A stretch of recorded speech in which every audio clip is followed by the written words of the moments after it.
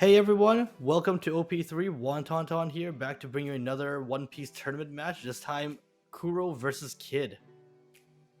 I personally find the beginning of a new set to be one of the funnest times to play, just because this is the time where you get to see all these different decks as everyone's trying to experiment and try out to see what decks are fun to play, what decks are good, and you get to see a wide variety of decks before the meta really settles.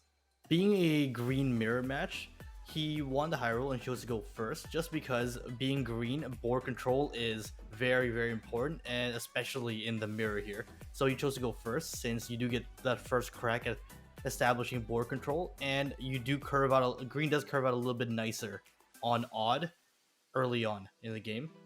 So I'm very fortunate that he didn't have the Okiku here, and he dropped the Raizo instead, and that's one of the main reasons in the green mirror you do want to go first. You do want to drop the first Okiku, just because Okiku has been terrorizing the green mirror since OP1, and him dropping a Raizo means I can now drop my Okiku without having to worry about protecting her this early. And just dropping that Okiku there already puts me considerably ahead early on here. And you're going to see just how threatening Okiku is here. He's going to spend his entire turn just to get rid of her, just because she does wall off any 5-drop or less, and so that really disrupts the mid game for green. And that mid game is so important for the green playstyle. That's where they get a lot of their advantage, and usually where the game is decided for them. And you don't even need to get value out of Okiku by swinging with her and using her ability. Sometimes the best place is just leave her standing there and just have her keep denying your opponent from playing any of their more valuable characters. Especially in the mirror, where green does run into the problem where they can't just straight up KO characters. They do still need to rest them and usually have to swing into them. So Okiku does pose a threat just by sitting there. And you're going to see another example of how much pressure Okiku presents. He's going to mirror his previous turn and spend the entire turn here getting rid of her. And so, although he does have 3 characters there on the board, they are not the strongest, with Raizo being the most threatening here at 4,000. And so, we have a more or less even board, but we do have tempo here. And that's very important for Kuro, especially because this deck does kind of curve out a little bit lower than most other decks, with our strongest character being Krieg at 6 Dawn and 7,000 power. And so it's very important that we develop as wide of a board as we can and swing at their leader as often as we can, because we don't want the game to drag out long enough for them to outvalue us. And so Django's very good at that, because Django's a decent sized body at 6,000 and lets us swing twice with our leader here, just applying more pressure and forcing out more cards out of their hand.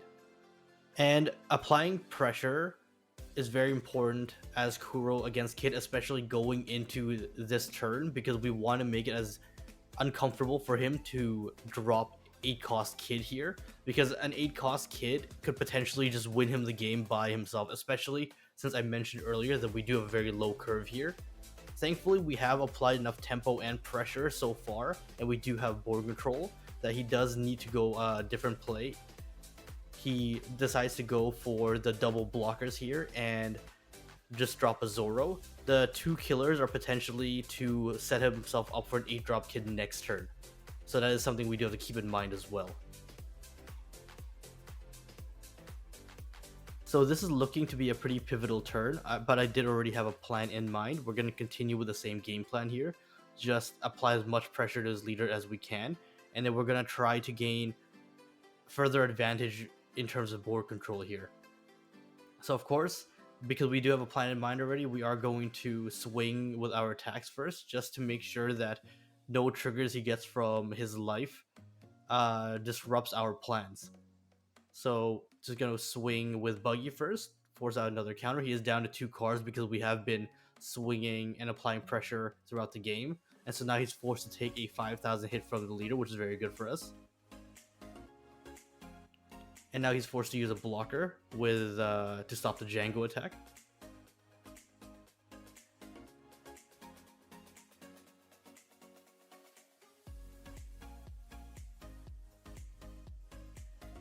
And so the plan here is to try to weaken his board here just by popping the Zoro using Izzo and Shu. And so now going into his turn, we are looking pretty good.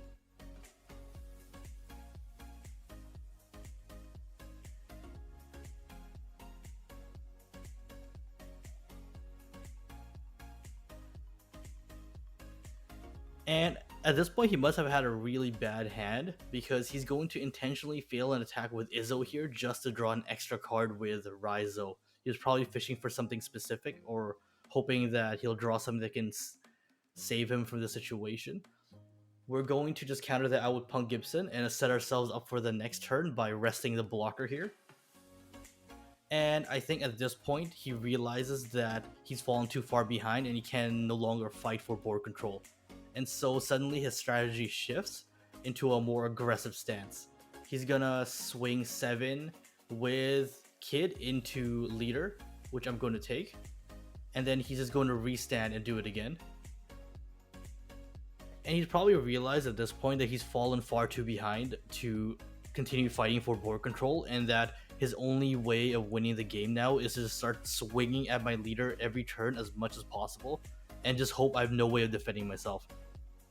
And that's why when you play against Kuro or Kid, it's very important to try to stay at 2 life at least as much as possible, just because their leader abilities give them a comeback mechanic. They can always try to steal a victory just by swinging aggressively into your leader and hoping that you don't have any way of defending yourself.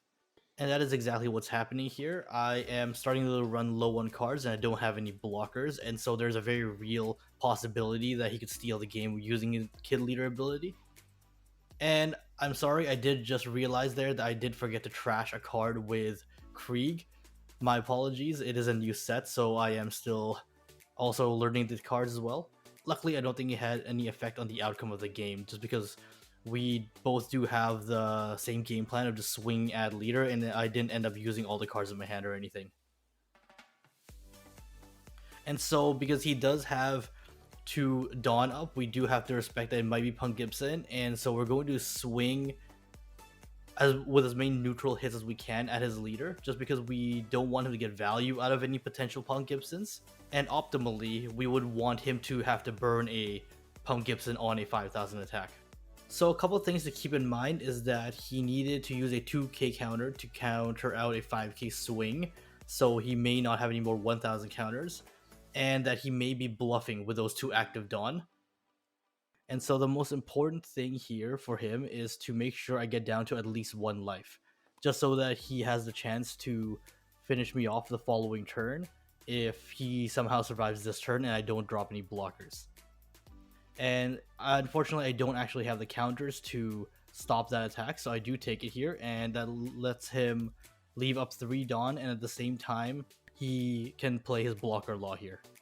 So going into this turn, I'm pretty sure there's lethal here, but with a 6k blocker on the board and 3 active Dawn, it does make the math a little bit tricky, especially since he could have a Punk Gibson that could rest Buggy, and he could have a Paradise Waterfall that can restand his law. Part of the way through these sequence of attacks, I realized I probably swung wrong, but let me just run the thought process by you guys first, and just let me know down below if you guys would have swung differently.